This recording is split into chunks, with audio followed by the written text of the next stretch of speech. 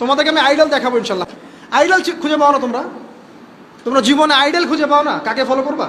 আর আমাদের কাছে এরাই রকস্টার, যারা মুসলিম সমাজের মধ্যে বেপরদামি, অশ্লীলতা, ফাহেসা এগুলো ছড়িয়ে দিচ্ছে, যে না এরা আমাদের আইডল। এখন ওদের পোস্টার বাসায় লাগিয়ে রাখে, ওদের সাথে একবার দেখা করতে পারলে জীবন সার্থক হয়ে যায়।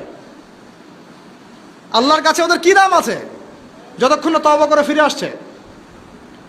একজন ভ্যান চালক, একজন ইমানদার ভ্যান চালক, রিক্সা চালক যে 5 ওয়াক্ত নামাজ পড়ে, সে আল্লাহর কাছে ওর চেয়ে অনেক বেশি সম্মানিত। ওই ভ্যান চালকের কাছে কি অটোগ্রাফ নেন আপনি? ওই রিক্সাওয়ালার কাছে কি অটোগ্রাফ নেন? এইসব এই হ্যামিলনের বাসিওয়ালার পিছনে না গিয়ে এরা যুব সমাজকে টেনে নিয়ে যাচ্ছে অশ্লীলতার দিকে, ফাহেসা কাজের দিকে, বেফাস কাজ, কোনো পরকালীন কোনো স্বার্থ নাই। বিনোদনের নামে, সংস্কৃতির নামে এরা মানুষকে দিকে টেনে নিয়ে যাচ্ছে। আর আমাদের যুব সমাজ, তোমাদেরকে আমি আইডল দেখাবো ইনশাল্লাহ পরের লেকচারগুলোতে। খালিদ বিন ওয়ালিদ তোমার আইডল, আলী ইবনে আবি তালেব তোমাদের আইডল, মুহাম্মদ সাল্লাল্লাহু আলাইহি ওয়াসাল্লাম তোমার আইডল, ইমাম হুসাইন তোমার আইডল, মোহাম্মদ বিন কাসিম তোমার আইডল, তারেক বিন জিয়াদ তোমার আইডল, ওমর ইবনুল খাত্তাব তোমার আইডল। আইডল খুঁজে পাও না তোমরা? তোমরা জীবনে আইডল খুঁজে পাও না? কাকে ফলো করবা?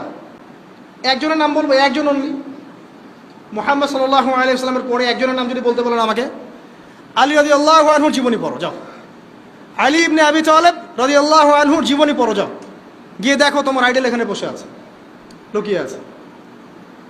তাদের আইডলের মধ্যে, তাদের মধ্যে ছিল ব্যক্তিত্ব, শৌর্যবীর্য, আনুগত্য, জ্ঞান, প্রজ্ঞা, দিন প্রতিষ্ঠার তামান্না, জিহাদ, এবং তারা বদর, উহুদ, খন্দক, খায়বার করেছেন।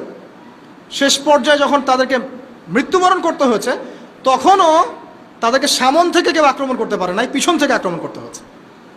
বীরদেরকে কেউ সামন থেকে মারতে পারে না, পিছন থেকে মারতে পারে। আইডল খুঁজে পাও না তোমরা?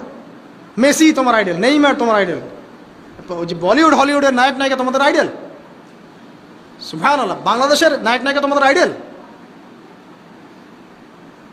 যারা জীবনে কত পাপ করেছে তারা নিজেরাই জানে, ওদের বিবেকই ভালো করে জানে যে ওরা কত পাপ করেছে।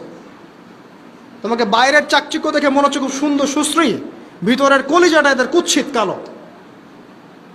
আলেম ওলামার কাছে এসে পড়ে থাকো, যারা বড় বড় ওলামায়ে কেরাম তাদের কাছে এসে পড়ে থাকো, তারা তোমাদেরকে পথ দেখাবে ইনশাআল্লাহ। আল্লাহ পাক বোঝার তৌফিক দান করুন। আমি আর লম্বা করছি না, শেষ করে দিচ্ছি ইনশাআল্লাহ।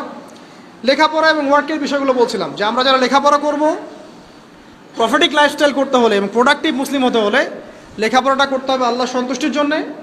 চাকরি বাকরি, ব্যবসা বাণিজ্য যাই করে, কৃষিকাজ, সব কিছুর উদ্দেশ্য হবে কি? আল্লাহ সন্তুষ্টি অর্জন করা, এবং ওই ক্ষেত্রে সৎ থাকা, কাউকে না ঠকানো, মাপে কম না দেওয়া, দুর্নীতি না করা, ঘুষ না নেওয়া। তাহলে আপনার জীবনের প্রত্যেকটা কাজই কি হবে? ইবাদত হিসেবে গণ্য হবে ইনশাআল্লাহ তাআলা।